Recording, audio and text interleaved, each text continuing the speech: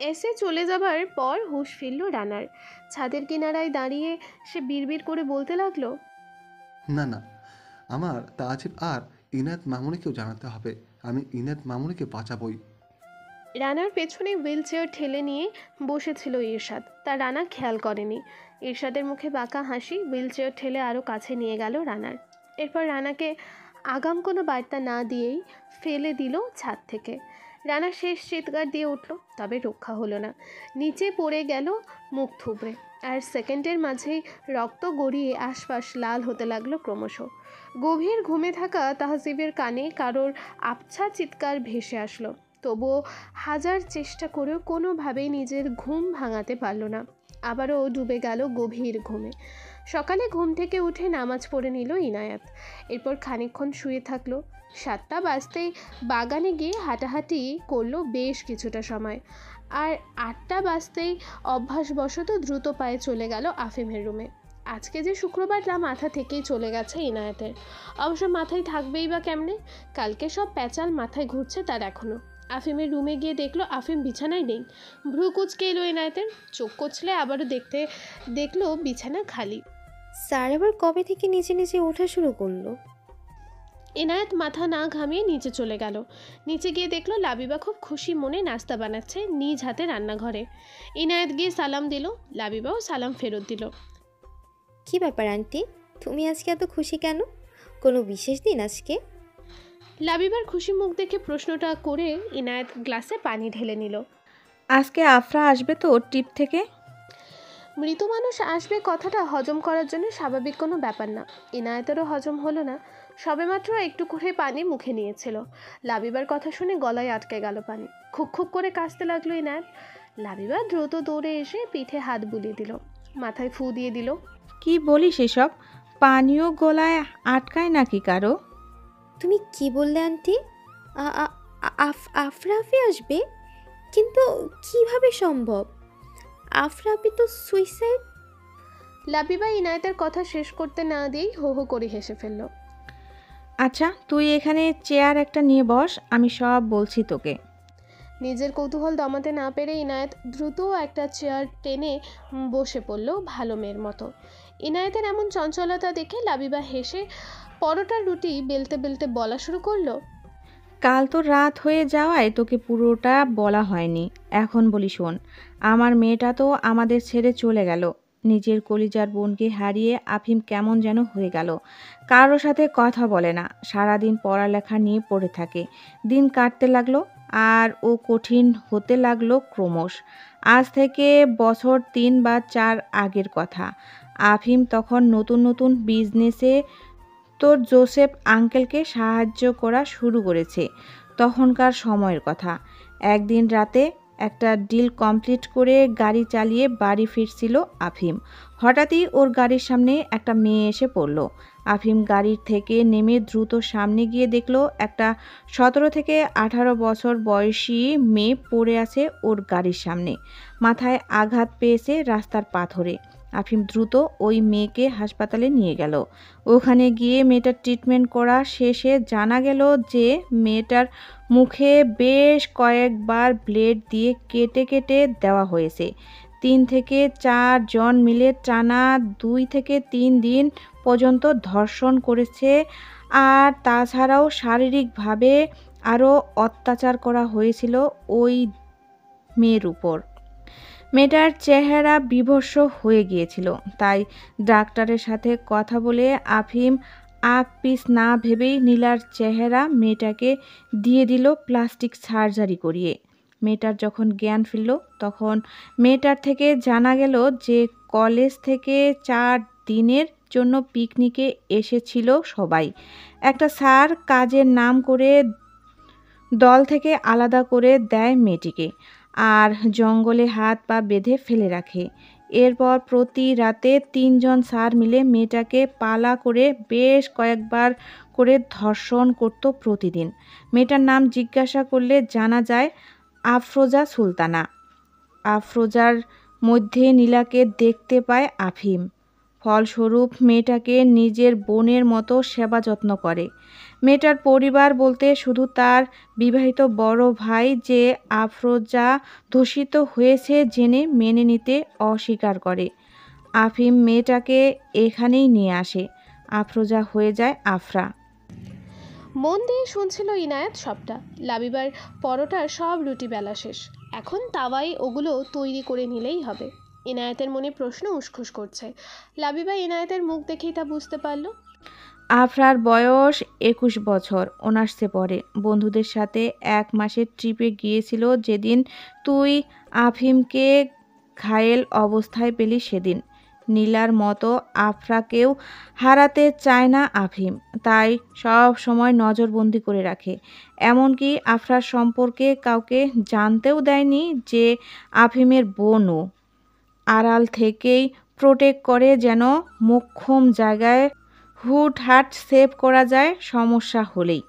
এইবার এক প্রকার কথা কাটাকাটি করেই গেছে আফরার টিপে। তাই আফিম এই 3 সপ্তাহ ওকে একটাও কল দেয়নি।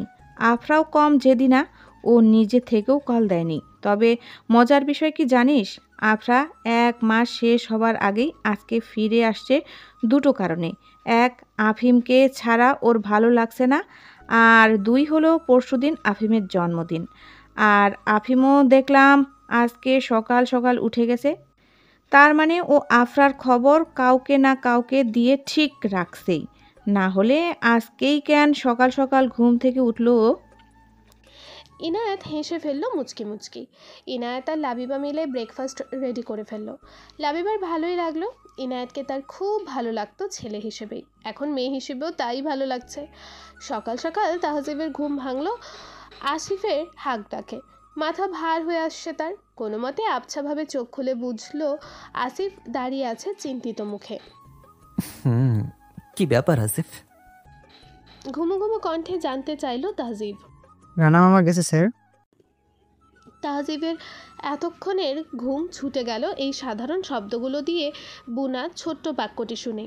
তড়াক করে উঠে বসতে গিয়ে মাথায় ব্যথা তীব্রভাবে অনুভব হতেই মাথা চেপে ধরল তাহজিব। আসিফ দ্রুত পায়ে এগিয়ে এসে তাহজিবকে ধরল। তাহজিব নিজের দিকে পাত্তা না দিয়ে উঠে দাঁড়ালো। কোথায় উল্লাস? মারা গেল কিভাবে? ড্রয়িং রুমে আস্তে আস্তে জিজ্ঞেস করলো তাহজিব। স্যার বাড়ির পিছন দিকে মাটিতে পড়েছিল। বাড়ির দারোয়ান প্রথমে দেখেছে, পরে আপনার কাছে এসে ডাকাডাকি করছে সে। কিন্তু আপনি নাকি গভীর ঘুমেছিলেন। এমনকি বাড়ির প্রতিটা গাছ সদরও মাত্র খানিক আগে মেরে ধরে ঘুম থেকে জাগানো হয়েছে।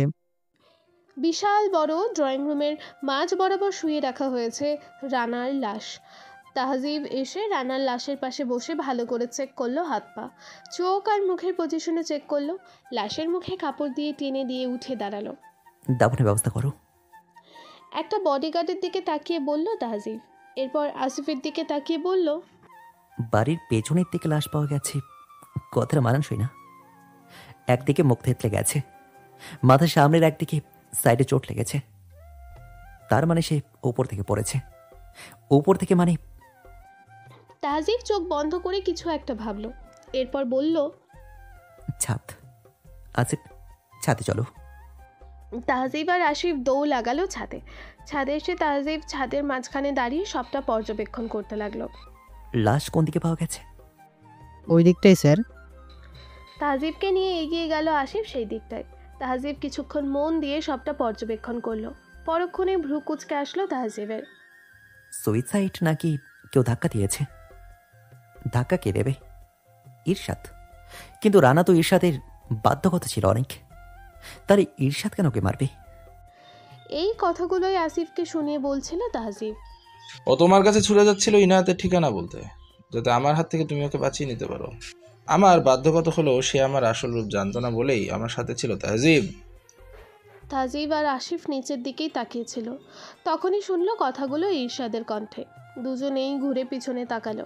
আসিফ কিছুই বুঝলো না, আর তাহজিব অবাক। রানা কিছুই জানতো না? ওহো, রানা কিছুই জানতো না? তুমি ভেবেছো ও জানে? আর জেনে শুনে ইনায়াতকে দূরে পাঠিয়েছে তোমার থেকে। রাগে হাত মুঠো করে চোখ বন্ধ করে নিল তাহজিব। পরক্ষণে চোখ খুলে ঈর্ষাদের দিকে তাকিয়ে বলল, তোর খেলা একদিন একদিন শেষ হবে ঈর্ষাদ। একবার আমার চাঁদকে খুঁজে পাই, তারপর আমি ওকে সব সত্য দেখাবো। সকাল সময় 9:30 বাজে প্রায়। আফিম অন্য শুক্রবারগুলো ওয়ার্কআউট করে কাটায়, কিন্তু আজকে সে একরাশ বিরক্তি নিয়ে পেপার উল্টো করে মুখের সামনে ধরে বসে আছে। তার দুটো কারণও আছে। ইনায়েত মেয়ে হওয়ার কারণে লাবিবার সাথে সখ্যতা আরও 10 গুণ বেড়ে গেছে, তাই দুজনেই পুরো ঘর ঘুরে ফিরে আড্ডা দিয়ে বেড়াচ্ছে। আর আড্ডাতেই তারা ক্ষান্ত থাকেনি। আড্ডার মাঝখানে লাবিবা আফরার আসার উপলক্ষে শাড়ি চেঞ্জ করে এক কালারের একটা শাড়ি পরেছিল, সবুজ রঙের সিল্কের। তা দেখে ইনায়েত সুন্দর বলেছে। তাতে খুশিতে গদগদ হয়ে লাবিবা ইনায়েতকে শাড়ি পরিয়ে সুন্দর করে সাজিয়ে দিয়েছে। আর তখন থেকে ইনায়েত গোলাপি কালার সিল্কের শাড়ি, কালো ব্লাউজ পরে, হাতে কাচের চুড়ি, কানে দুল, কপালে টিপ, চোখে মোটা করে কাজল আর আইলাইনার পরে ঘুরে বেড়াচ্ছে লাবিবার সাথে পুরো ঘর। তাতেও মন ভরেনি লাবিবার। তাই নিজের অনেক বছরের পুরনো একজোড়া নূপুর ছিল, যা ছেলে বউয়ের জন্য রেখেছিল। ছেলের বিয়ের কোনো মতিগতি তো নেই, তাই লাবিবা সেগুলো ইনায়েতকে পরিয়ে দিল। কিছুক্ষণ আগে ফ্রেশ হয়ে আফিম স্টাইল নিয়ে টি শার্ট ঠিক করতে করতে নামছিল। তখনই নুপুরের ছুমছুম আওয়াজ আর খিলখিল হাসির আওয়াজ শুনে সে সিঁড়িতে এসে পা থমকে গেল আফিমের। ঘাড় ঘুরিয়ে ডাইনিং টেবিলে তাকাতেই হাত পেট যেন মিস হয়ে গেল। এক গোলাপি জান্নাতি হুড়কে যেন ঘুরঘুর করতে দেখছে সে লাবিবার পাশে। বেহায়া চোখ দুটো সেদিকেই কিছুক্ষণ তাকিয়ে রইল। পরবর্তীতে লাবিবার ইনায়েত যখন আফিমের দিকে তাকালো, তখন এক প্রকার লজ্জা পেয়ে আফিম বিরক্তি নিয়ে নিচে নেমে এসে সোফায় বসলো। তখনই ইনায়েত এসে দাঁড়ালো কফি হাতে আফিমের সামনে। আফিম মুখের সামনে পেপার ধরে পেপার পড়ছিল। স্যার, আপনার কফি নিন। ছেলেদের মতো মোটা মোটা ভাবছাড়া মেয়েরই স্বরে এত মিষ্টি করে বলে এই ছোট্ট কথাটা অনেক বিশাল মনে হলো আফিমের। পেপার নামিয়ে ইনায়েতের দিকে তাকে কফিটা নিয়ে নিল হাত বাড়িয়ে। ইনায়েত আড্ডা মিস যাচ্ছে বলে আর না দাঁড়িয়ে চলে যেতে লাগলো লাবিবার কাছে। আফিম মাথা নামিয়ে পেপার নিতে যাবে, তখনই ইনায়েত আবারও কী ভেবে পিছু ফিরে ডাকলো। স্যার শুনছেন? বুকের ভেতর কিছু একটা ধূপ করে উঠল। আফিম এক ঝটকায় চোখ তুলে তাকালো। ব্রেকফাস্ট কি এখন করে নেবেন? আঙ্কেল নাকি পরে করবে। আইসক্রিম আর মিষ্টি কিনতে গেছে। আন্টি আর আমিও পরেই করব। আফিমের কানে আর মস্তিষ্কে কথাটা ঢুকলো, ভালো করে প্রভাব ফেললো না। আফিম আকপিচ না ভেবে মাথা নাড়িয়ে দ্রুত না বলল, যেন ইনায়েত উত্তর পেয়ে দ্রুত চোখের সামনে থেকে বিদায় হয়। ইনায়েত বিদায় হলো, কিন্তু ইনায়েত চলে গেল বলেই যেন আফিম অপমানিত বোধ করলো খুব। তখন থেকে আফিম বিরক্ত হয়ে আছে, মুখের সামনে পেপার উল্টো করে ধরে আছে। একবার ইচ্ছে করছে পেপার নামিয়ে কী নিয়ে আড্ডা চলছে তা গিয়ে জানুক লাবিবা ও ইনায়েতের কাছে, আড্ডায় যোগ দিক। পরক্ষণে নিজেই নিজেকে সাজাচ্ছে। আফিমের দ্বিতীয় বিরক্তির কারণ, তার কলিজাটা এখনও এলো না কেন? কল করে খোঁজ খবর না নিলেও, বাবা মায়ের সামনে আফরাকে নিয়ে কথা না বললেও ঠিকই লোক লাগিয়ে রেখেছিল আফরার পেছনে। মেয়েটা যে চঞ্চল, সেই লোকই জানিয়েছে আফরা আজকে ফিরছে। পা টিপে টিপে জোসেফ আর আফরা ঘরে ঢুকছে। জোসেফ সবে আইসক্রিম আর মিষ্টি নিয়ে এসেছিল সদর দরজার কাছে গাড়ি থেকে নেমে। তখনই দেখলো পা টিপে টিপে ঢুকছে আফরা ঘরে। কী কারণ তা ভালোই জানা আছে জোসেফের। নিঃসন্দেহে এত আয়োজন সব আফিমকে চমকে দেওয়ার জন্য। তাই মেয়ের কাজে বাধা না দিয়ে বাপ মেয়ে দুজনেই একে অপরের দিকে তাকিয়ে ইশারায় সাবধান করে পা টিপে টিপে ঢুকছে। ডাইনিংয়ে আড্ডা তখনও চলছিল লাবিবা আর ইনায়েতের। তখনই সেখানে উপস্থিত হলো আফরা আর জোসেফ। জোসেফকে দেখেই দীপ এসে হাতের জিনিসপত্র শব্দহীন নিয়েই গেল। আফরা তো এসেছিল আফিমকে চমকে দিতে। ঘরে এসে লাবিবার সাথে আড্ডা দিতে থাকা লাবিবার শাড়ি ও জিনিসপত্র পরে সাজা একটা মেয়েকে দেখে চমকালো নিজেই। এই মেয়েটাকে ভাই আমাকে ফেলে বিয়ে করছে? জোসেফের মাথায় চাপলো দুষ্টবুদ্ধি। ছেলে মেয়েদের সাথে তিনি প্রায়ই হাসি ঠাট্টা করেন, তাই তিনি মুচকি হেসে বললেন, বিয়ে 3 সপ্তাহ পেরিয়ে গেছে। ইয়ানাই তো এখন আফিমের সকাল থেকে রাত পর্যন্ত সব করে দেয়। আফরা খুশিতে ইয়াহু বলে লাফিয়ে উঠল। আফরার আওয়াজ শুনে লাবিবা, ইনায়াত আর সোফায় বসা আফিমও সেদিকে তাকালো। বোনকে দেখে সব অভিমানের রাগ মুহূর্তেই ভুলে গিয়ে ছুটে আসলো আফিম বোনের কাছে। কিন্তু আফরা এক ছুটে গেল ইনায়েতের কাছে। ইনায়েতকে ধরে ঘুরতে লাগলো চক্রির মতন। ও আমার পিচ্চি কিউটি পরীর মতো অ্যাঞ্জেল ভাবি, আমি অনেক অনেক অনেক হ্যাপি তোমাকে ভাবি হিসেবে পেয়ে, অনেক হ্যাপি আমি। এক পর্যায়ে হাঁফিয়ে গিয়ে থামলো আফরা, মাথায় হাত চেপে। ইনায়েতেরও মাথা ঘুরছে। আফরা গিয়ে লাবিবার হাত চেপে ধরলেও ইনায়েত পড়ে যাচ্ছিল ব্যালেন্স না রাখতে পেরে। আফিম কাছে থাকায় ইনায়েতের হাত টেনে পড়া থেকে বাঁচালো। আফরা তা দেখে সিটি বাজাতে শুরু করলো। সবাই সব ভুলে তার দিকে তাকালো। आय हाय क्या प्यार है। ইনায়েত আর আফিম বোকা বনে গেল। এক লাফে দুইজন দুইজনের থেকে ছিটকে সরে দাঁড়ালো। পেয়ার আর স্যার কে? হোয়াট? মনে মনে বলল ইনায়েত। ফাটা ফাটা চোখে তাকিয়ে আছে আফিমের দিকে। আফিমও বড় বড় চোখে ইনায়েতের দিকে তাকিয়ে মনে মনে বলল, প্যার আর এই মেয়েকে? ননসেন্স। একটা শুকনো ঢোক গিলল আফিম। আজকে আফিমের জন্মদিন। দেখতে দেখতে 2 দিন কেটে গেছে। সময় আসলেই খুব চঞ্চল, তাই কোন দিকে যে কেটে যায় বুঝেই ওঠা যায় না। গতকাল রাত থেকে ইনায়াত এখানে, পুরো ঘর সাজানো, ইনভিটেশন কার্ড ঠিকানা মতো পাঠিয়ে দেওয়া, কেক থেকে শুরু করে সবটা এসে নিজে তদারকি করেছে। অন্যান্যবার জোসেফ সবটা তদারকি করে, এবার ইনায়াত করছে। অবশ্য আফিম এসবের কিছুই জানে না। জন্মদিন নিয়ে মাতামাতি তার ভালো লাগে না, তাই সে ঘুমিয়ে আছে। কেননা আজকে অফিস বন্ধ দিয়েছে জোসেফ সাহেব। লাবিবা ছেলের জন্য নিজ হাতে রান্নাবান্না করছে আর আফরা সাজগোজ করছে। আপাতত ছোট্ট একটা কেক বানিয়েছে সে প্রতি বছরের মতো, তাই দিয়ে সবার আগে উইশ করবে আফিমকে। আয়নার সামনে দাঁড়িয়ে নিজের চুল ঠিক করতে করতে আফরা আনমনা হয়ে গেল। ভেসে উঠল খুব প্রিয় একটি মুখ, যে মানুষটার সাথে তার দেখা হয়েছে শুধু কিছু সেকেন্ডের জন্য রাস্তায়। সব ভাবনা ঝেড়ে আবারও সাজগোজে মন দিল। জোসেফ বের হয়েছে কিছু কাজে, ইনায়েত দাঁড়িয়ে দাঁড়িয়ে সব তদারকি করছে। তখনই আফরা কেক নিয়ে এলো ইনায়েতের কাছে। ইনায়েতের দিকে তাকিয়ে মুচকি হাসলো। ভাবি চলো ভাইয়ার কাছে যাই। আবারও ভাবি আফরা আপু, আমার তো এখন এইচএসসির রেজাল্ট দেয়নি। কত বাচ্চা একটা মেয়ে, আর আমাকে কিনা তোমার জ্বালাতে হবে?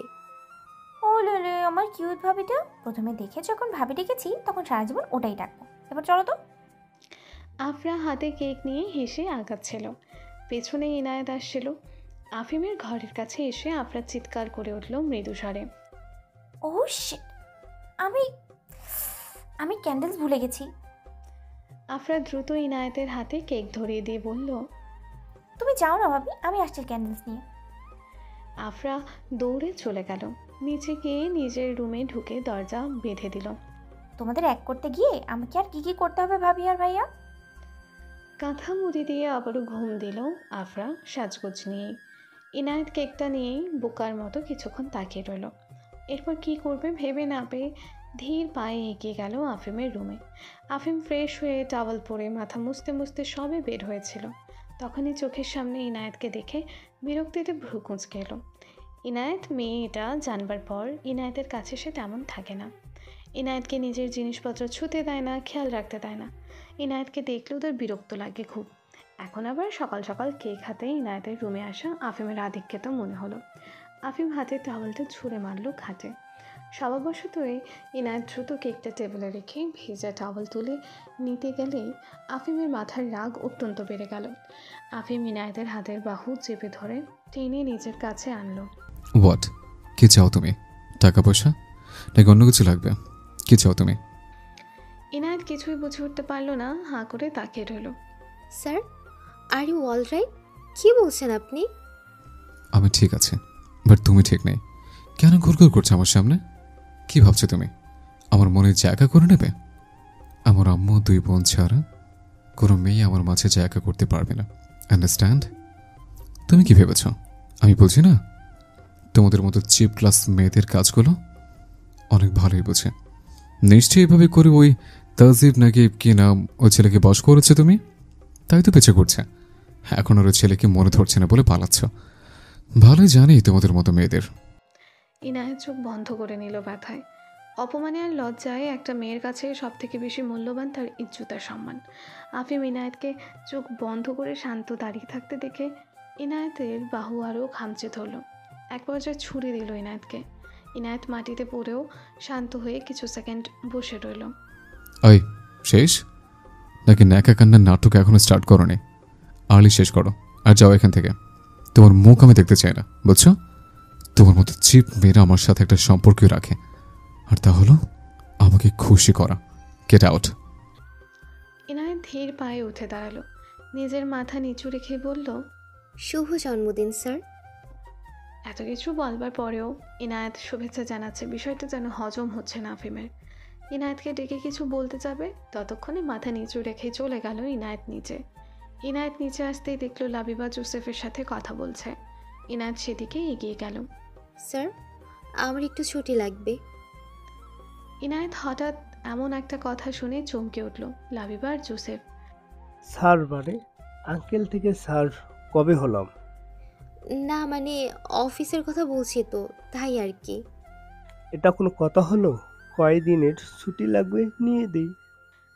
ইনায়েত উত্তরে মাথা নাড়িয়ে চুপচাপ বের হয়ে এলো দরজা দিয়ে। জোসেফ আর লাবিবা হাঁ হয়ে সেদিকেই তাকিয়ে রইল। তখনই হাতে কেক নিয়ে আফিম রাগে ফোঁস করতে করতে নেমে এলো। কেকটা এনে ধূপ করে টেবিলের ওপর রাখলো। তা দেখেও অবাক হলো জোসেফ আর লাবিবা। কি হলো আফিম, তোর মুখ এমন দেখাচ্ছে কেন? জোসেফ জানতে চাইলো। লাবিবা কেকের দিকে তাকিয়ে অবাক হয়ে বলল, ওমা, আফরা আর তুই কেক কাটিসনি?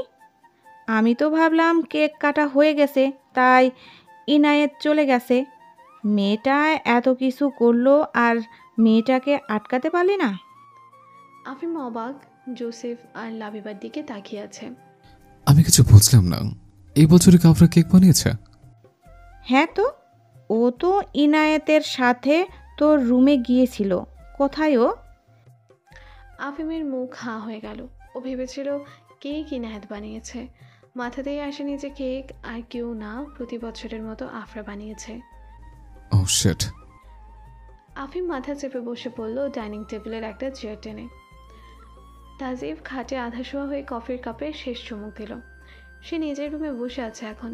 সবেমাত্র কানে হেডফোন গুজে মাথা এলিয়ে দিল চোখ বন্ধ করে তাহজিব। গান ছাড়তে যাবে তখনই ব্যালকনিতে কিছু একটার আওয়াজ হলো। ভ্রু কুঁচকে এলো তাহজিবের। কান খাড়া করে রইল। ব্যালকনি বেয়ে কারোর হাত উঠছে। তাহজিবের চোখ ছোট ছোট হয়ে এলো। তবে এমন ভান করলো যেন তার চোখ যায়নি ব্যালকনির দিকে। ব্যালকনি ঢুকতে একটা কেউ ভেতরে ঢুকলো। এরপর পা টেপে টেপে রুমের ভেতরে এলো একটা 15-16 বছর বয়সী মেয়ে। পরনে একটা কালো ফুলহাতা টি শার্ট আর ব্ল্যাক জিন্স। চুলগুলো পনি তেল করে উঁচু করে বাঁধা। ফর্সা গায়ের রং, হালকা সবুজ চোখের মণি। ঠোঁটের ওপর ছোট্ট একটা তিল। দেখতে জ্যান্ত পুতুল মনে হচ্ছে মেয়েটাকে। খুব বেশি হলে হয়তো ক্লাস 10 স্টুডেন্ট হবে বোঝা যায়।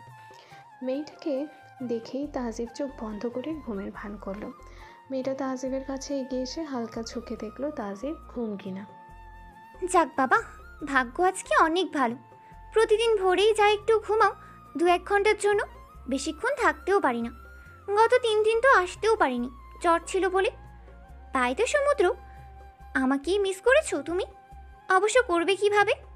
তোমার লাইফের ভেতরে যে একটা পিচ্চি জোরপূর্বক প্রবেশ করে ফেলেছে তা তুমিও জানো না। ধ্যাত, আব্বু কেন যে তোমাকে এত ভয় পায়? আর তোমার রাগটাও একটু বেশি। না হয় কোনো একদিন সামনে টপকে পড়তাম। কথা বলতে বলতে মেয়েটা খাটে উঠে তাহজিবের মাথায় হাত বুলিয়ে দিতে লাগলো। তাহজিবের অনেক আরাম লাগলো, কিন্তু মেয়েটার কথা শুনে অবাকে চূড়ান্তে পৌঁছে গেছে সে। এই মেয়ে কী বলছে এসব? তার মানে কি এই মেয়ে প্রায়ই আসে তাহজিবের রুমে তাহজিব ঘুমিয়ে থাকা অবস্থায়?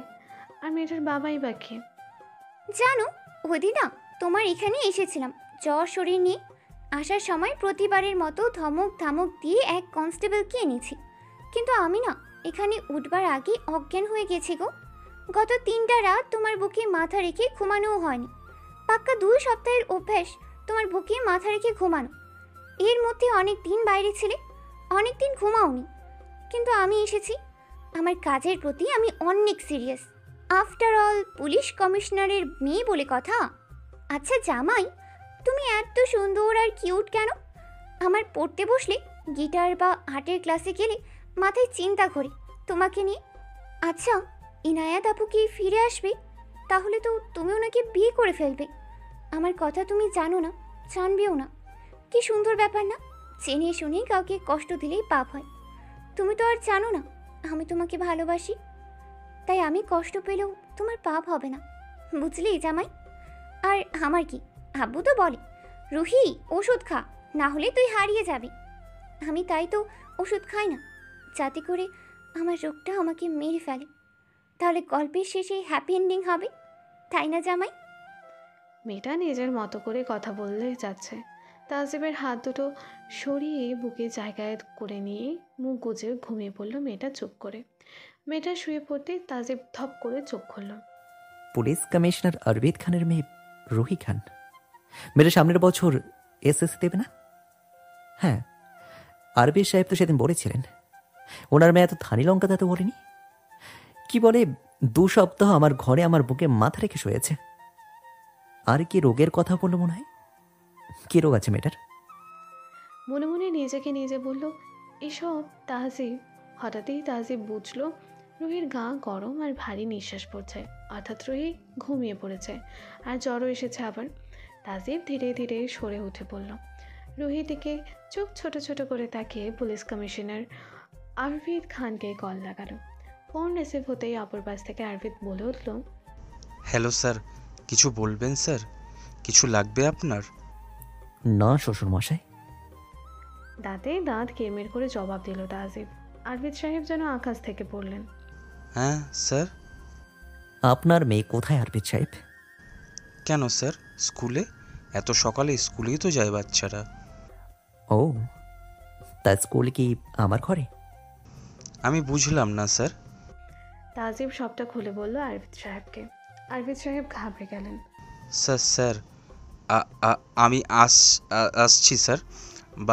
বাচ্চা মেয়ে স্যার, ভুল করে ফেলেছে, মাফ করে দিন। মামরা মেয়ে স্যার, এমনিও বেশি দিন বাঁচবে না, ওকে মারবেন না স্যার, আমি এক্ষুনি আসছি। আরবিদ সাহেব ফোন কেটে থানা ছেড়ে গাড়িতে উঠলেন তাজিবের বাসার উদ্দেশ্যে। আর তাজিব ফোন সেভাবেই কানে ধরে ভাবছে আরবিদের বলা কথাগুলো। আরবিদ সাহেব বসে আছে তাজিবের সামনে, জ্বর গা নিয়েই বাড়ির বাইরের বাগান আসিফের সাথে বাস্কেটবল খেলছে রুহি। আর তাজিব জানালা দিয়ে তাকিয়ে আছে। একটু আগেই এসেছে আরবিদ সাহেব, একটু আগে। ঘুমের মাঝে যখন রুহি বুঝল তার আশেপাশে কেউ নেই, সে তড়াক করে লাফিয়ে উঠে বসলো। উঠে বসে দেখলো তাজিব বাঁকা হেসে খাটের সামনে বরাবর একটা চেয়ার নিয়ে তাতে বসে আছে অ্যাটিটিউড নিয়ে। ভয় পেয়ে গেল রুহি। পরক্ষণেই একটা শেষে ছুটে গিয়ে তাজিবের কোলে উঠে মাথা গুজে বসে পড়ল। তাজিব তো হাঁ হয়ে গেল। সে ভেবেছিল রুহি ধরা পড়ে ভয় পাবে। ভাবছো তো আমি ভয় কেন পাইনি? তাজিব তখনও হাঁ হয়ে আছে। যখন হুঁশ হলো দ্রুত ছাড়ানোর চেষ্টা করলো রুহিকে।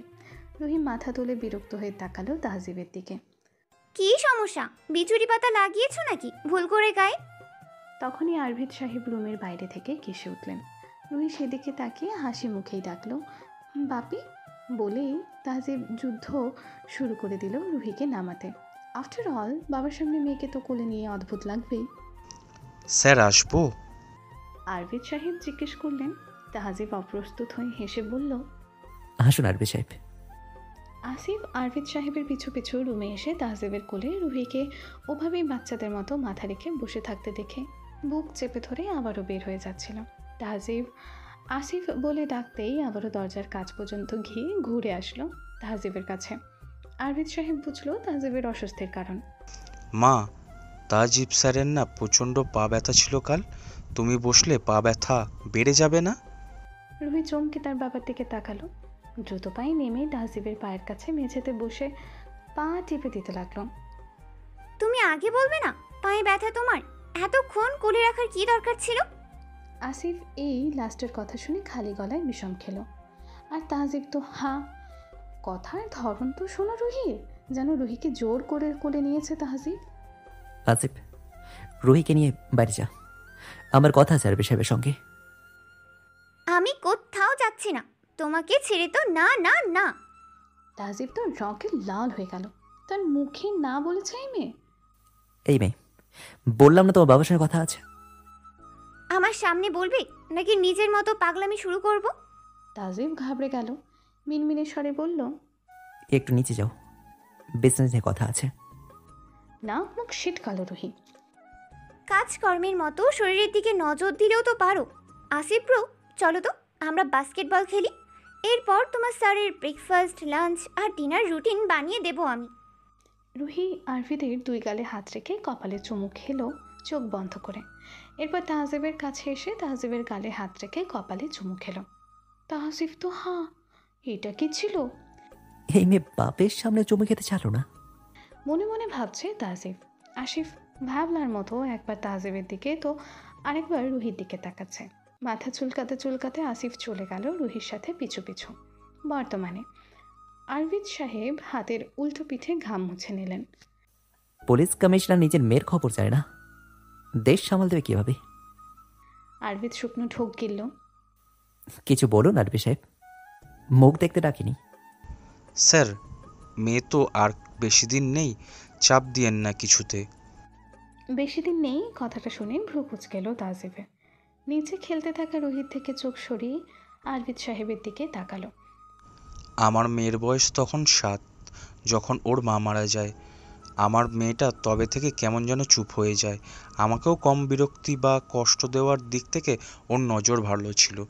এতই ভালো নজর ছিল যে কখনো আমার সাথে কিছু শেয়ার করার কথা ভাবলই না। আমিও পুলিশ মানুষ, প্রায় ট্রান্সফার হতে থাকি, ব্যস্ত থাকি। বারবার ট্রান্সফারের কারণে হয়তো মেয়েটা সুযোগও পায়নি কোনো বান্ধবী বানাবার। এই শহরে আসলাম 6 মাস। মেয়ে প্রথম কয়েকদিন স্কুলে যাওয়ার পর একদিন আপনাকে দেখলো। রাস্তায় তুমুল ফাইটিংয়ের মাঝে ফাইটিং করছিলেন আপনি। আমাকে বাসায় গিয়ে বলল, তখন অবশ্য আমি চুপ হয়ে গেল আরবিদ সাহেব। তাজিব এতক্ষণ আরবিদের সামনের চেয়ারে বসে সব শুনছিল। আরবিদকে চুপ হয়ে যেতে দেখে ভ্রু কুঁচকে তাকালো। আপনি কে? আরবিদ তাও চুপ রইল। চোখে মুখে কেমন যেন ভয় দেখা যাচ্ছে তার। ধমক দিয়ে উঠল তাজিব। কে হলো বলুন আপনি কে? আমি বলে ফেলেছিলাম যেন আপনার মতো মাফিয়া মানুষদের থেকে দূরে থাকে, ভালো হোক বা খারাপ। মাফিয়া তো। তাজিব হাঁ হয়ে তাকিয়ে আছে আরবিদ সাহেবের দিকে। পরক্ষণে মুখ বন্ধ করে তাচ্ছিল্য হাসল। এই মাফিয়া হওয়ার কারণেই তার ইনায়াত তার হলো না। আপনি বলতে থাকুন। এরপর একদিন স্কুল থেকে কল এলো মেয়ে অসুস্থ। দ্রুত গেলাম স্কুলে, মেয়েকে নিয়ে চলে গেলাম ডাক্তারের কাছে। প্রায় 7-8 দিন পর জানতে পারলাম মেয়ের লিউকোমিয়া আছে। মেয়ে আমার সেদিন প্রথমবার কান্নাকাটি করলো তার মা মরে যাওয়ার পর। আর চাইলো একটা জিনিস, যেন আপনার এই শহর ছেড়ে না যাই। তখনই আন্দাজ করেছিলাম মেয়ে আমার ভুল কিছু আশা করছে। পরবর্তী দিন কাটতে লাগলো, আর বুঝলাম সে আপনাকে আশা করছে না, সে আপনাকে চায় না, শুধু ভালোবাসবে আড়াল থেকে। চুপ থাকলাম। এরপর আপনার সাথে দেখা হয়ে বুঝলাম আপনার গার্লফ্রেন্ড হারিয়ে গেছে। আপনাকে নিজের চোখের সামনে পাগলামি করতে দেখলাম। মেয়ের সাথে ফ্রি হওয়ায় মেয়েকে ঘরে গিয়ে বলতাম আপনার ব্যাপারে। মেয়ে আমার কখনো যে আপনার বাসায় এসে এসব করেছে আমি জানি না। তবে স্যার, আমার বিশ্বাস আমার মেয়ে বুঝবে। আমার মেয়ে এই রোগ সম্পর্কে জেনে খুব বাস্তববাদী হয়ে গেছে। কেননা তার জানা আছে তার বাবার মতো সৎ পুলিশ মানুষের পক্ষে বিদেশে নিয়ে গিয়ে ট্রিটমেন্ট করানো সম্ভব না। তাই সে খুব চঞ্চল হয়ে গেছে, যাতে করে আমার মাথায় তার রোগের কথাটা না আসে আর আমি কান্না না করি। আরফিদ সাহেব মুখ চেপে কেঁদে ফেললেন। পুরুষ মানুষ নাকি কাঁদে না? মিথ্যে কথা। পুরুষ মানুষেরও তো মন থাকে, তাদেরও ব্যথা হয়। একজন পিতা হয়ে সেই ব্যথা লুকিয়ে কোনো বাহাদুরি দেখাবার মতো ইচ্ছা আরফিদ সাহেবের নেই। তাহজিবের চোখ লাল হয়ে আছে। জোরে একটা শ্বাস নিয়ে তাহজিব বলল, আপনার মেয়েকে নিয়ে বিদেশে যাওয়ার ব্যবস্থা করুন, সব খরচা আমি দেব। তার কোনো দরকার নেই স্যার। বাপি আমার কথার বাইরে এক পাও দেবে না, আর আমি আপনার এই প্রস্তাব রিফিউজ করছি। দেখো রুহি, বাচ্চামো করো না। লিউকেমিয়া অনেক কঠিন রোগ, হেলা ফেলা করে ঠিক না। রুহি আর আসিফ রুমে ঢুকলো।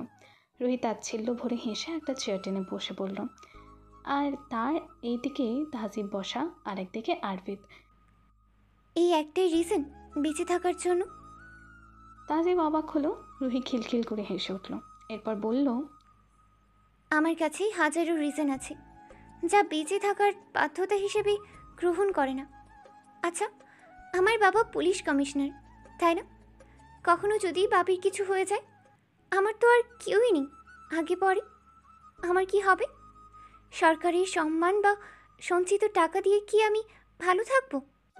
তাহজিব হাঁ করে তাকিয়ে আছে। এই মেয়ে এত ছোট বয়সে এত বড় ভাবনা করে কিভাবে? আচ্ছা ধরলাম বাবা ঠিক আছে, কিন্তু এরপর আমি বড় হব, পড়ালেখা চলতে থাকবে, আর আমার বিয়ে হবে। তারপর বাবাকে কে দেখবে? বাবার কি হবে? তাহজিব হাঁ করে তাকিয়ে আছে রুহির দিকে। আচ্ছা ওসব বাদ দিন, আর আপনি এটা ভাবছেন না তো আমি আপনাকে চাই বা সামথিং লাইক দ্যাট? যদি তাই ভেবে থাকেন তাহলে ভুল ভাবছেন। আপনি আপনার লাইফ আপনার মনের মতো বিন্দাস কাটান, ব্যাপার না। কারণ আমি আপনার লাইফের কোনায় কোনায় চোরের মতো উকি দেওয়া পর্যন্তই সীমাবদ্ধ। এত কিছু বোঝো, এত বাস্তববাদী, অথচ এটা বুঝলে না তোমার বয়সের দোষী। এটা ভালোবাসা না, আকর্ষণ ছাড়া কিছুই না। রুহি বাঁকা হাসলো। আগের যুগে 8-9 বছরে বিয়ে আর 15-16তে ভালোবাসা হয়ে যেত স্যার। ওরা সবাই ভুল ছিল, সবাই। ভালোবাসা বয়স বা শরীর থেকে হয় না, ভালোবাসা আর অভিজ্ঞতা হয় জীবন থেকে। আকস্মিক হয়ে যায়। আমার অনুভূতিগুলোর মূল্য আপনার কাছে না থাকুক, অপমান করবেন না প্লিজ। বোঝার চেষ্টা করো, আমি একজন মাফিয়া। আপনি মাফিয়া না স্যার, আপনার প্রফেশন এটা, এটা আপনি না। আজকে হাতে বন্দুক ধরে আপনি মাফিয়া, কাল হাতে কলম ধরলে আপনি লেখক, পরশু হাতে ফুল ধরে আপনি অভিনেতা। এভাবেই বদলাতে পারবেন। আমার ভালোবাসায় আমার যথেষ্ট বিশ্বাস আছে যে আপনাকেই বদলাতে পারবে। আমি ইতোমধ্যেই আপনাকে বদলে দিয়েছি। অবাক হলো তাহজিব, মেয়েটা আবার কি বদলেছে? এই যে দেখুন, ধমক দিয়ে বা বন্দুক দেখিয়ে কাজ করিয়ে নেওয়া আপনি আজকে একটা মেয়ের পেছনে খরচ করছেন এতগুলো শব্দ, তাকে এটা বোঝানোর জন্য যে সেই আপনাকে ভালোবাসে, এটা মিথ্যা। তাহজিব অবাক হলো খুব। সত্যি তো, আরবিদ গর্ভে চোখের কোণের জল মুছে নিল। কিন্তু কি বলুন তো স্যার, আমার তো বিশ্বাস আছে আমার ভালোবাসায়। ওই উপরওয়ালার বিশ্বাস ছিল না হয়তো, তাই তো আমাকে এই রোগ দিল। আমি তাই আপনাকে পেতে চাই না। আপনি পরিবারের ভালোবাসা পাননি, আমি আপনার খুশি থাকাটা চাই। তাই আমি এও হাসি মুখেই চাইতে পারি যেন আপনি একটি সুন্দর পরিবার পান নিজের। জানেন স্যার, আমি এতদিন আসতাম কারণ আপনি ঘুমাতে পারতেন না। ঘুম আসবার পরেও আপনি খুব ছটফট করতেন, তাই আসতাম আমি। কিন্তু এখন আর আসবো না, দোয়া করতাম আর করি যেন আপনি আপনার ভালোবাসা পেয়ে যান। ভালো থাকবেন। রুহি উঠে দাঁড়ালো, তাহজিবের কপালে একটা চুমু খেলো চোখ বন্ধ করে। তাহজিব চোখ বন্ধ করে নিল, চুপ করে গড়িয়ে পড়ল এক ফোঁটা জল। বাপি, আমার শরীর খুব বেশি খারাপ করছে, ভাই পড়ি, আমাকে এখান থেকে নিয়ে চলো। কথাটা বলতে না বলতেই নাক বেয়ে রক্ত পড়তে লাগলো রুহির। রুহি নাক চেপে দ্রুত পায়ে নিচে নেমে এলো। তাহজিব আর আরবিদ অস্থির পায়ে মেয়েটার পিছু পিছু সিঁড়ি বেয়ে তো নামলো, কিন্তু ততক্ষণে নিজের আনা সাইকেলে বসে চলে গেছে রুহি। আফিমের জন্মদিনের রাত বলে আসাম মঞ্জিল আলোয় ঝলমল করছে। প্রতিটা মানুষ সব কার্যকর্মের প্রশংসা করছে, কিন্তু যে এত সব কিছু করলো ইনায়াত, সে তো নেই। আফিম সবার সাথে কুশল বিনিময় করছে ঘুরে ঘুরে। জোসেফ আর লাবিবাও তাই করছে। আফরা বিরক্তি নিয়ে আফিমের কাছে গেল। ভাইয়া, ভাবি কল ধরছে না কেন? আমিও জানি না রে, আমারও ধরছে না। আফরা চলে যাচ্ছিল, তখনই চিন্তিত মুখে আফিম বলে উঠল, তোর ভাবি কল করলে জানাস। আফরা অবাক হয়ে তাকালো আফিমের দিকে। আফিম থতমত খেয়ে গেল নিজের কথায়। আমতামতা করতে করতে অন্যদিকে চলে গেল। কি? কেন গেল না? আমার বোনকে খোঁজো, আমার এনুমনি আসলে আমাকে কল করে জানাবে, আর সাবধানে, কেউ যেন না জানে। আফিম চল, কেক কেটে ফেলবি, এরপর ইয়ানাত গান ও নাচের ব্যবস্থা করস। জোসেফ হাত ঘড়ির দিকে তাকিয়ে বলল। লাবিবা অস্থির মুখে বলল, কিন্তু ইনায়াত কোথায়? এত সব ব্যবস্থা করে মেয়েটাকে নিচে বোধা হয়ে গেল। ওয়াও ভাবি।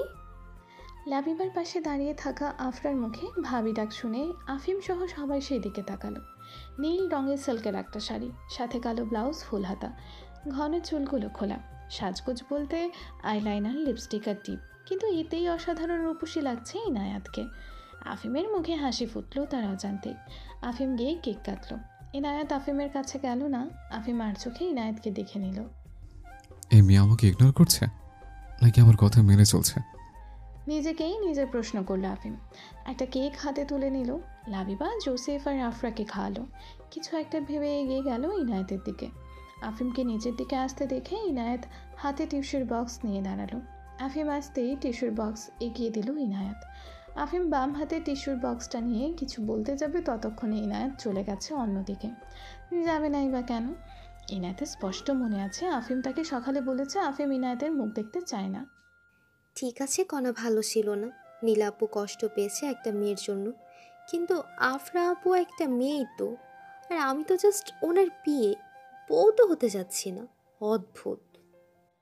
মনে মনে বলতে লাগলো ইনায়েত। নিজের বোনকে দেখতে পেয়ে স্পন্দনের মন যেন ভরে গেল। নিজের রকিং ছেড়ে বসে মৃদু হেসে বলল, আমার বোনও, আমার আদরে বোনও। ডুবে গেল সুদর্শন যুবকটি অতীতে। বাবা মায়ের ঝগড়া দেখে বড় হয়েছে স্পন্দন আজাদ। বাবা হাবিব আজাদ খুব ভেঙে পড়েছিলেন যেদিন পালিয়ে গেল তার স্ত্রী মহু আজাদ। মানুষের অপমানের কথা শুনে বেঁচে থাকার মতো কঠিন কাজ তার দ্বারা সম্ভব না করা, তাই আত্মহত্যা করেছিলেন তিনি। 10 বছরের স্পন্দন তখন থেকে নিজেকে আস্তে আস্তে গড়ে তুলেছে। মাফিয়া লাইফটা তার বোনকে খুঁজে বের করতেই জয়েন হয়েছে, কিন্তু আসলেই সে ভালো একজন হার্ট সার্জন। হুঁশ ফিরল স্পন্দনের। মৃদু হেসে বলল, খুব শীঘ্রই আমার পুতুল বোনটা আমার কাছে ভালোবাসায় আর যত্নে থাকবে। আমি আসছি বনু। বাবার প্রতি কোনো অভিযোগ নেই স্পন্দনের, আর মায়ের প্রতি অভিযোগ থাকলেও বোনকে সে অনেক ভালোবাসে। কখনো কাছে যাওয়ার সুযোগ না পেলেও হারালে অনেকবার দেখেছে আদরের বোনটিকে। ঈর্ষাদ যখন নিজের রূপে চলে এলো তখন নিজের বোনের আড়ালে থেকে আর কি করবে স্পন্দন? সেও নিজের আসল রূপ নিয়ে যাবে তার বোনের কাছে। তার বোনটা একদমই মায়ের মতো হয়নি। বাবার ছোঁয়া না পেলেও ইনায়েত যে হাবিব আজাদের মতো হয়েছে তাতে কোনো সন্দেহ নেই স্পন্দনের। পার্টি ভালো ভালোই শেষ হলো। রাত প্রায় 12টা বাজে। আফিম যেন এটাই চাইছিল, ইনায়েতকে থেকে যেতে বলবে, এতে করে ইনায়েতকে সরি বলা যাবে। কিন্তু আফিমের মুখ দিয়ে সরি তো বের হতেই চায় না। সব কাজ শেষ করে লাবিবা। আফরা সবাই বসলো। ইনায়েত সবাইকে পেমেন্ট করছে। আফিম ডাইনিং টেবিলে বসে কেক খাচ্ছে চামচে তুলে তুলে। অবশ্য কেকের প্রতি কোনো মন নেই তার। সে ভাবছে ইনায়েত কখন বের হতে যাবে আর সে আটকাবে। জোসেফ সাহেব ফ্রেশ হয়ে এসে লাবিবার পাশে সোফায় বসলেন। ইনায়েত সব শেষে এগিয়ে আসলো জোসেফও লাবিবার কাছে। স্যার, ম্যাম, আমি আসছি। কালকে অফিসের জন্য চলে আসব। জোসেফ আর লাবিবা অবাক হলো খুব। ইনায়েত এখন কেন স্যার বা ম্যাম বলছে? আফিম উঠে দাঁড়ালো। কোট ঠিক করতে করতে বলল, ইনায়েত, এখন অনেক রাত হয়েছে, তুমি থেকে যেতে পারো। কোনো উত্তর না পেয়ে মাথা তুলে তাকালো। সবাই তার দিকে তাকিয়ে আছে, আর আশেপাশে কোথাও ইনায়েত নেই। গাড়ি স্টার্ট দেওয়ার আওয়াজ আসলো। ইনায়েত জোসেফ আর লাবিবাকে কথাটা বলেও দ্রুত পা চালিয়ে বের হয়ে চলে এসেছে। সরি, ইনায়েত তো গেছে বাবা, তুই আর কোন ইনায়েতকে বলছিস? লাবিবা বোকা মুখ করে জানতে চাইলো। আফরা মুচকি মুচকি হাসছে। এমন অবস্থায় কি করতে হয় তা জানা নেই আফিমের, তাই সবগুলো দাঁত দেখিয়ে একটা বোকা হাসি দিয়ে পা চালিয়ে উঠে গেল নিজের রুমে। ফ্রেশ হয়ে এসে রাগে ফুসতে ফুসতে মদের বোতল হাতে তুলে নিল আফিম। হঠাৎই চোখের সামনে ভেসে উঠল ছেলে রূপী ইনায়েত কীভাবে তার সাথে মদের বোতল নিয়ে কারাকারি করতো না খাওয়ার জন্য। আফিম রেগে মেগে মদের বোতলটা রেখে দিল আবারও। মেয়েটা একদম ভাইরাসের মতো। আমার লাইফে একটা মিনিটও কি বাকি রাখিনি যেখানে আমি একটু আরাম করে সময় কাটাতে পেরেছি একা একা। আফিম বিরক্তি নিয়ে ঘুমিয়ে পড়ল। সকাল সকাল কেউ আফিমকে ধাক্কা দিয়ে যাচ্ছে সমান তালে। মৃদু চোখ খুলে ঘুমের ঘড়ি বুঝলো কোনো ছেলে অবয়ব। আফিম ঘুমের মাঝেই কোনো মতে উঠে বসে জড়িয়ে ধরলো সেই অবয়বকে। You're fired Inayat, you're fired, but I miss to hear. তোমার এই রূপ, এই কথাবার্তাগুলো মিস করছি খুব। স্যার ছাড়ুন, ও স্যার ছাড়েন না স্যার। আফিম এত শক্ত করে জড়িয়ে ধরলো যে দীপ না থাকতে পেরে কেঁদিয়ে দিতে লাগলো। পেছনে লাবিবা, আফরা আর ইনায়েত দাঁড়িয়ে আছে। লাবিবা আর আফরা তো হাঁ, আর ইনায়েত হাঁ হয়ে কিছুক্ষণ তাকিয়ে রইল। পরক্ষণেই অস্বস্তিতে এদিক ওদিক তাকাতে লাগলো। মাথাটা গেছে স্যারের, মনে মনে বলল ইনায়েত নিজেই নিজেকে। কি আর করার, গায়ের ওড়না ভালো করে কোমরে গুছিয়ে এগিয়ে গেল আফিমের খাটের দিকে। দীপকে ছাড়ানোর চেষ্টা করতে করতে বলতে লাগলো, স্যার, ও স্যার উঠুন, স্যার দেরি হচ্ছে অফিসের, স্যার, স্যার উঠুন না। ইনায়েতের ধাক্কা ধাক্কিতে আফিমের ঘুম ভাঙল, আর দীপকে ধরে রাখা হাত ছুটে গেল। আফিম বিরক্তি নিয়ে ইনায়েতের দিকে তাকে দীপকে আবারও শক্ত করে জড়িয়ে ধরেই বলল, your fired, you are fired. Sir, আগুন, পানি, ফায়ার, ওয়াটার সব পরে করবেন। আজকে আমাদের আজাদ গ্রুপের সাথে ডিল আছে তো স্যার। আফিম মৃদু বিরক্তি নিয়ে নিজের ধরে রাখা মানুষটার দিকে তাকাতেই দেখলো দীপ কাঁদো কাঁদো মুখ নিয়ে তাকিয়ে আছে আফিমের দিকে। আফিম যখন দেখলো আফিম দীপকে জড়িয়ে ধরে আছে, আফিম দ্রুত ছেড়ে দিল এক ঝটকায়। দীপ গিয়ে দাঁড়ালো লাবিবার পেছনে। আফরা হো হো করে হেসে ফেলল। লাবিবা এখনো হাঁ হয়ে তাকিয়ে আছে ইনায়াত আর আফিমের দিকে। ইনায়াত যে আসলে এত যুদ্ধ করে এতদিন তার ছেলেকে জাগিয়েছে তা জানা ছিল না তার। আফিম কিছু না বলে অস্বস্তি নিয়ে চলে গেল ওয়াশরুমের ভেতর। ইনায়াত টাওয়াল হাতে দ্রুত দৌড়ে বলল, টাওয়েল। ইনায়েতের এভাবে দৌড়ে এসে টাওয়াল দেওয়ার দৃশ্য দেখে লাবিবার মুখে কেমন এক হাসি ফুটে উঠল। আফিম অস্বস্তি নিয়ে একবার লাবিবা আর আফরার দিকে তাকালো। পর মুহূর্তেই রাগ নিয়ে দাঁতে দাঁত ঘষতে ঘষতে টাওয়াল এক প্রকার কেড়ে নিয়ে ঢুকে গেল ওয়াশরুমে। ইনায়েত দীপের দিকে ঘুরে বলল, আলি ব্রেকফাস্ট রেডি করো, না হয় তোমাদের স্যার খাবেন। আর ইনায়েত দ্রুত পায়ে দৌড়ে দৌড়ে রুমে পৌঁছাতে লাগলো। বিছানা ভাঁজ করে আফিমের জামা কাপড় বের করে খাটের ওপর রাখলো। জোসেফ এতক্ষণ ইনায়েতের কাজগুলো লাবিবাদের সাথে দাঁড়িয়ে হাঁ হয়ে দেখছে। দীপ ততক্ষণে ট্রে করে লাবিবা, আফরা, ইনায়েত, জোসেফ আর আফিমের ব্রেকফাস্ট নিয়ে এসেছে। আফিম বাথরুম থেকে আওয়াজ দিল, আমার চেঞ্জ। ইনায়েত পুরো ঘর ছিমছাম করে ফেলেছে ততক্ষণে। আফিম ডাক দিতেই বিছানার ওপরের কাপড় চোপড়গুলো নিয়ে আফিমের বের করে রাখা হাতে দিয়ে দিল। এরপর এসে ক্লান্ত হয়ে ধূপ করে চেয়ারে বসতেই খেয়াল হলো 3 জোড়া চোখ হাঁ হয়ে তাকিয়ে আছে তার দিকে। ইনায়েত আবারও তড়া করে লাফিয়ে দাঁড়িয়ে পড়ল। সবার এমন চাহনি দিয়ে একটা বোকা বোকা হাসি দিল। এই কাজগুলো কি তুমি করো নাকি ভাবি? আফরার প্রশ্ন। ইনায়েত কিছুক্ষণ অবাক হয়ে তাকিয়ে মাথা ঝাঁকিয়ে হ্যাঁ জানালো। কয়দিন ধরে করো? লাবিবার গম্ভীর প্রশ্ন। ইনায়েত অবাক হলো। কেন ম্যাম, যেদিন জবে জয়েন করেছি এই 3 দিন পর থেকে করি, মানে প্রায় 2.5 সপ্তাহ। লাবিবা অবাক হয়ে জোসেফের দিকে তাকিয়ে চোখে চোখে ইশারা করলো কিছু একটা। আফিম কিছু বলে না? না তো। জোসেফ প্রশ্নের উত্তর না পাবে তা আশা করেনি। তখনই আফিম ওয়াশরুম থেকে বের হয়ে ভেজা টাওয়াল খাটে ছুঁড়ে মেরে দিল। ইনায়েত দ্রুত গিয়ে ভেজা টাওয়ালটা উঠিয়ে নিজ জায়গায় গুছিয়ে রাখলো। সবাইকে নিজের রুমে দেখে আফিম অবাক হলো। কোনো সমস্যা? ভাবি তো সব কাজ করে দেয় সকাল থেকে রাত। আফরা ঠোঁট কামড়ে হাসি আটকে বলল। আফিম আয়নার সামনে দাঁড়িয়ে চুল ঠিক করতে করতে বলল, হ্যাঁ, তোর ভাবিই করে দেয়। কেন? লাবিবা আর জোসেফ তো হাঁ, এখন ইনায়েত তো হাঁ। আফিম কেন তোর ভাবি বলছে? তোর জিনিসে ওকে হাত লাগাতে দিস? লাবিবা প্রশ্ন করলো। ও করে দেয় বলেই তো চিন্তা করতে হয় না। ও তোর বিয়ে হয় নাকি বউ? জোসেফ প্রশ্ন করলো। আফিম তখন থেকেই নিজের মতো করে উত্তর দিয়ে যাচ্ছিল। এই প্রশ্নের উত্তর দিতে গিয়েও সে চুপ হয়ে গেল। ইনায়েত আর আফিম একবার একে অপরের দিকে তাকিয়ে অস্বস্তি নিয়ে হাসার চেষ্টা করলো। তাজেব আর মোড়া ভেঙে ঘুম থেকে উঠে দেখলো তার বুকের মাঝে গুটিসুটি হয়ে শুয়ে আছে রুহি। আজকে আবারও? মৃদু শব্দে জিজ্ঞেস করলো তাজেব। চোখ বন্ধ অবস্থায় রুহি বলে উঠল, বাসার বিছানাটা চেঞ্জ করাচ্ছে, তাই ঘুমাতে এসছি। এই পেয়েছি, বাসায় রুম ছিল না? বাসায় রুম বিছানা সব ছিল, আপনি ছিলেন না। রুহি উঠে বলল, আমি ব্রেকফাস্ট বানিয়েই রুমে এসেছি, নিচে সার্ভ করছি, ফ্রেশ হয়ে নিন, আজ যে মিটিং আছে ইম্পর্টেন্ট, মাথায় আছে তো? তাহজিবের মনে পড়ে গেল। দ্রুত নেমে পড়ল খাট থেকে। রুহি টাওয়াল এগিয়ে দিল তাহজিবের দিকে। তাহজিব তা নিয়েই ঢুকে পড়ল ওয়াশরুমে। রুহি সেদিকে তাকিয়ে মুচকি হেসে বলল, আমি আপনাকে টাওয়াল এগিয়ে দিলাম, আপনার বুকেই ঘুমালাম, আপনি বিরক্ত হলেন না কেন? কিন্তু তাহজিব ততক্ষণে ওয়াশরুমে, তাই শুনলই না।